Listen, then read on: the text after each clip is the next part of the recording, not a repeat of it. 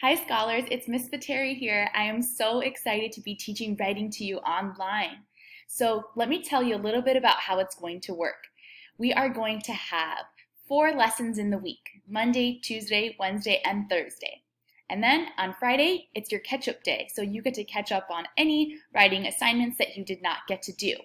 If you did finish all of them right on time, awesome job, you'll get to do free writing. Now let's get started with our very first official writing lesson. So scholars, we are going to continue on with informative writing. So many of you already know what informative writing is. So let's just do a little review. An informative author researches a topic using different sources to provide their readers with facts about that topic. Oh, I saw that key word in there, facts. So I know that this genre must be nonfiction if we're getting some facts and talking about facts. Now here are some examples of sources. Now in my caption you could see 2 that you've used really often and that we used previously when we were doing informative writing. The books, multiple books, and the internet. What will you need for today's lesson? You'll need a computer. You most likely already have that since you're watching this video, a pencil and paper, and access to your Google Classroom. So make sure that you're logged in.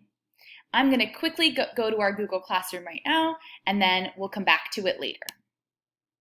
So in your Google Classroom, whatever class you're in, if you're in UCLA, BC, or Louisiana, you will all have this section titled Informative Writing. In here, you will see there are 3 things. There is something that says slides, lesson 1. That's actually the slideshow I'm doing now. So if you ever want to go back and if you missed something or you want to just go back and get some more information, you can click on this and there is our slides. And then you have child labor sources, source 1 and source 2. So there's 2 articles that you'll be reading to do today's assignment. And here is your assignment, the child labor note taker. You each should have these, and they're all assigned to you no matter what class you're in, and when you're finished filling it out, you will press turn in. That way your teacher can read it and give you feedback. We'll come back to Google Classroom near the end of the lesson. Okay, so here are some big questions that you might think of when you're learning about informative writing. So the first one is, what is research? Now, research is a huge part of informative writing because the author always wants to be teaching the reader about something. When authors use many sources for information on a topic, they take notes in different categories to help them better understand the information and the topic. Question 2, let's read it together. How does research help informative authors? It helps them become experts on a topic before they teach their readers about it. Researching using different sources will give them a lot of information about their topic and main ideas. Now, those are 2 really familiar words. Let's read the big question number 3 together. How do authors take good notes? They put related information into different categories as they research to help them organize it and make it easier to use in their own writing. So today, you're going to get the opportunity to begin the note-taking process. All authors, especially informative authors, do a really great job of taking organized, clear notes using different sources. So you'll get that opportunity to practice that today. Here is your prompt. Today's topic is child labor. This might sound familiar. Main ideas, jobs, pay, and conditions. Since these 3 things are our main ideas, they also are our 3 categories. Here's your assignment. As informative writers, you will research child labor by reading 2 different sources about the same topic and take notes into 3 different categories. What 2 texts or sources will we be using to take notes? So today, we're not going to use a book or other internet websites. We're going to use the 2 sources that I provided you with. Okay, source 1 over here, as you can see, is about child labor, and this is source 2, which is also about child labor. Remember, you can find these on Google Classroom. Now, what are you noticing that is different about these two texts?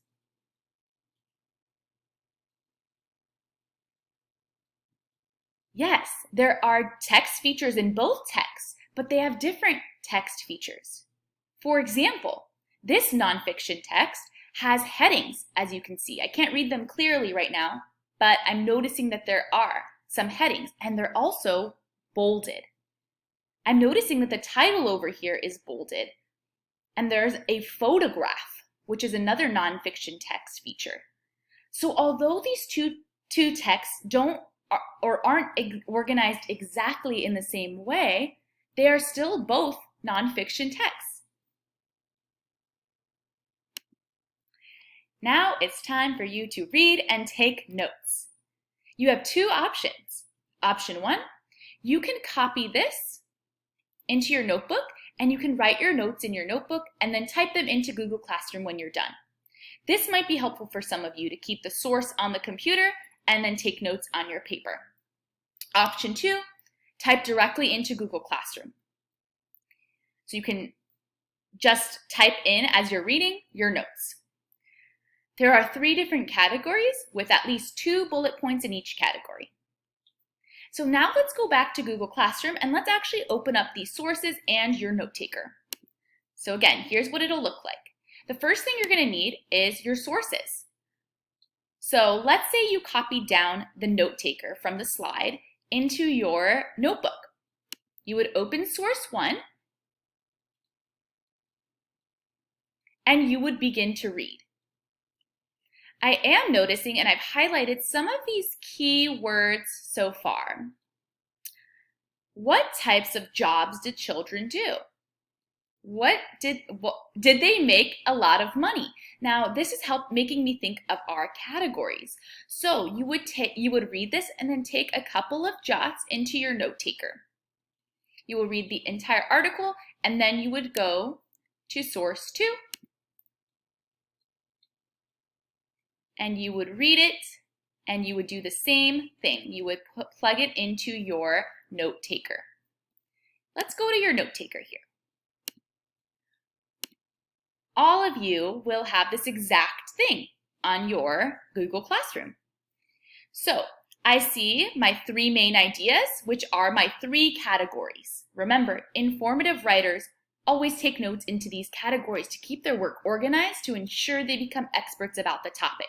By the end of today, you will be experts on child labor. So here are the categories I already put out for you.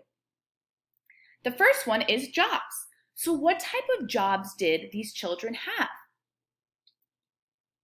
And I remember that one of the headings said jobs in it, so there's already a couple of ideas you might have.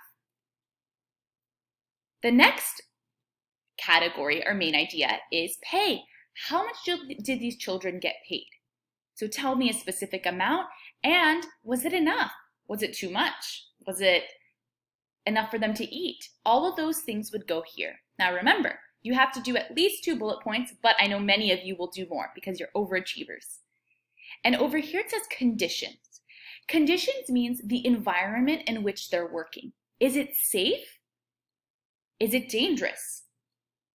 Is it really cold? Is it really hot? Do they like it? Are people happy in their environment? What are their conditions? So this is where your final assignment will go. If you decide to do it in your notebook first, that is awesome. Just make sure that you turn it into here, you plug it into here, and then you press turn in, because that is how your teacher will be able to look at it and give you feedback and comments. So scholars, I hope you had a great lesson. I really enjoyed teaching you today, and I look forward to seeing you again tomorrow. Have a great day. Bye.